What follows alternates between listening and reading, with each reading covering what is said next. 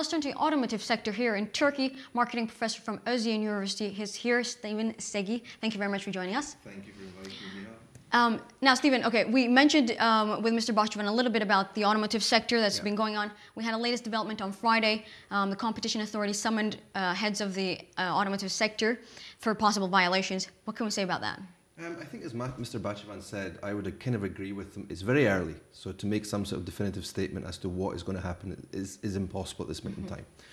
But when you think about the automotive sector in general, it's a fairly competitive sector, and we see the market today is not responding particularly negatively to the Competition Authority. That said, as Mr. Bahçıvan noted, if something that we're not expecting should come up in the next few months, and I don't know how long this investigation will take, then we could see some sort of reaction by the market. But I personally, looking at the analyst reports over the weekend, I'm fairly much in agreement with them that nothing much will come from this. Maybe you'll see some companies getting some fines at the end of it. I mean, they're being accused, or the issue perhaps is sharing profit targets, sharing sales targets, sharing inventory information, etc.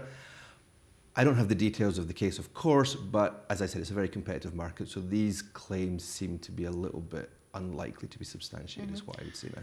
Although when you kind of repeat them, it's they don't seem so unimportant. They quite seem like something that could impact. I think so. I think without a doubt that the actual claims that are being made are very, very important. And we saw in the banking sector as well. We saw recently many banks being fined by the Competition Authority for certain violations they've made.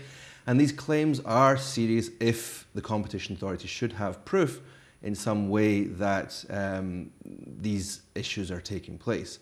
As I said, from our understanding of the automotive market in Turkey, from what the analysts are saying as well, at least the analysts that I read over the weekend and on Friday, an initial response anyway, you know, the competition in the market is such that we don't really think that much will come, and the stock market is responding fairly similarly to that. Okay, well, you mentioned the automotive sector here in Turkey today. Can you give us an overview of where it stands right now? I think the automotive sector, I mean, we've come out of recession. Sure, you know, the Prime Minister was famous for saying that the recession would pass with a tangent. I don't think that was quite the case. But Turkey did deal with the recession a lot better than some of the European countries and the US as well. And we've seen the automotive sector has come out quite strong from the recession. Year-on-year sales, domestic sales, February and January are up 100%. So we see a very strong recovery in the domestic market compared to figures from early 2010. You know, I think generally the automotive sector is looking strong. There's issues with Karsan and the New York Cab Authority contract. There's all these exciting things, developments that are taking place. It's still operating under capacity. We see a very, potentially very huge market in Turkey. You have numbers like 100 cars per 1,000 households in Turkey. So the potential for growth in the domestic market is huge.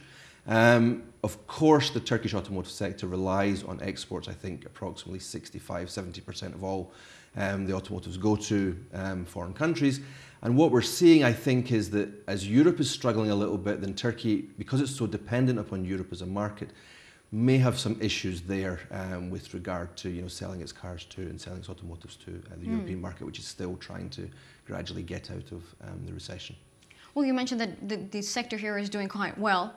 How come during the recession we saw so many companies in the States, for example, kind of have a very, very difficult time, while here it seemed not so much? Well, there's different theories that would talk to this. I think one potential issue is you look at Turkey's history and you look at the history of the car firms in Turkey.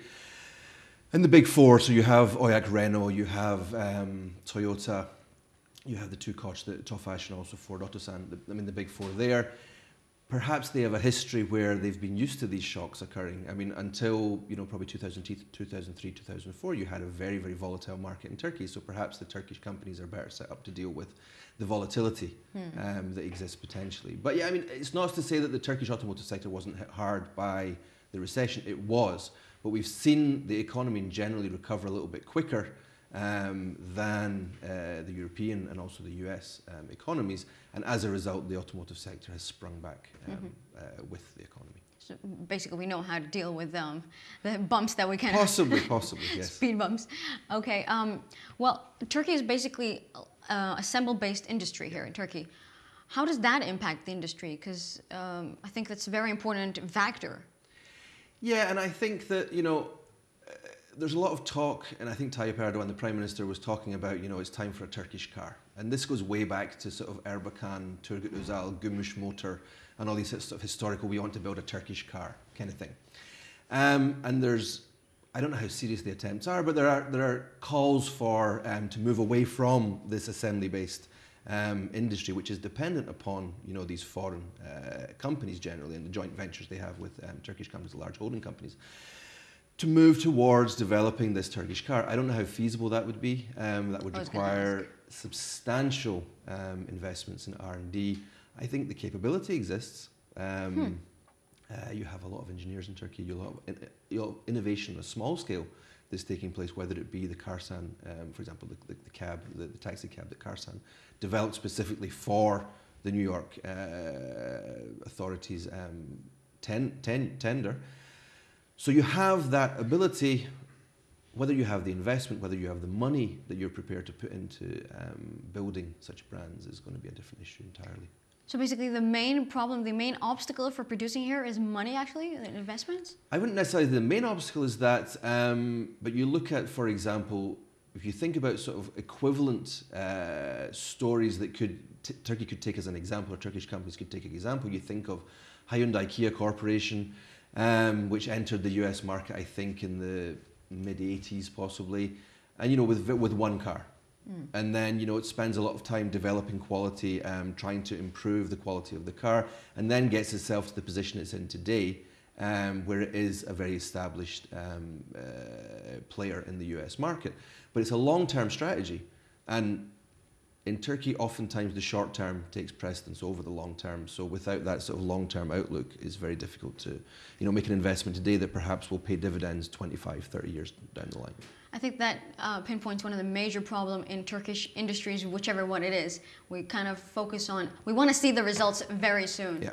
And that kind of prevents us from going forward and forward. Yeah. Although the government seems to be kind of focusing and telling them, I think they're offering some kind of support for R&D developments. Yeah, they're offering support for R&D development. Companies have R&D factories. I mean, I was reading about Karsan over the weekend, and they have, up to 1,000 engineers working in these areas. But again, it's a mindset. Again, it's you will not get the returns on this today.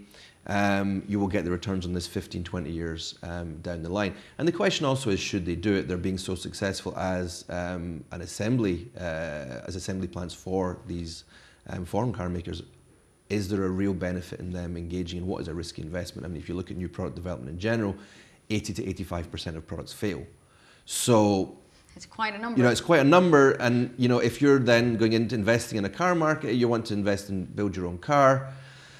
The risks of failure are quite high. You also look at the domestic market and in the Turkish consumer who is in love with foreign products. So you see even the domestic market, 60%, 50 to 60% I think of the domestic market is cars produced abroad that are imported into Turkey. So with the Turkish consumer being in love with the foreign product, would this Turkish developed car be successful in the Turkish domestic market? Possibly, possibly not. You have these strong people like Tofaş or Fiat and Ford Otosan, etc., who are very, very strong developers and producing high quality automotives. Could they then export a Turkish-produced car to Europe? Well, again, you then have to deal with the general image of Turkey as a manufacturer. Does Turkey have an image as a manufacturer of high quality goods? Probably not. And you see this in also the electronic sector and companies like Vestel as well, who are doing a lot of the televisions. I mean, something like 35%, at one point 35% of televisions in Europe were all produced by Vestel, but not under the Vestel brand. Right. So it's the perception. It's the perception, exactly, and it's the marketing component of it. Can you, as a company, if the Turkish general manufacturing perception is not of high quality, can you as a brand get beyond that? What do you do? How do you actually build this perception of high quality? That's a deep